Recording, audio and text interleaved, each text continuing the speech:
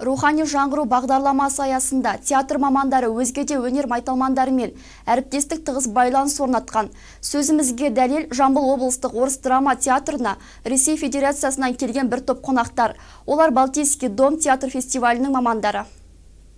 Балтийский дом и Екатерина Вербицкая. Да, кстати, у нас есть директор Чемкинти Игорь Вербицкий.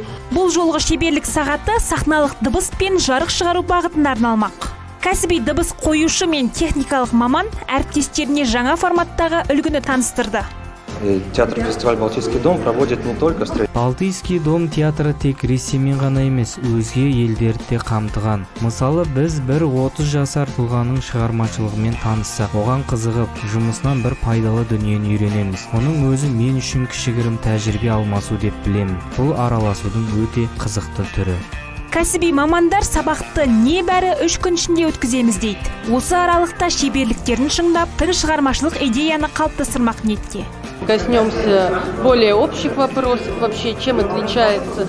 Балтийский дом театры тек Ресеймен ғана емес, өзге елдерді де қамтыған. Мысалы, біз 30 жасар тұлғаның шығармашылығымен таныссақ, оған қызығып, жұмысынан бір пайдалы дүниені үйренеміз. Мұның өзі мен үшін кішігірім тәжірибе алмасу деп білемін. Бұл араласудың өте қызықты түрі.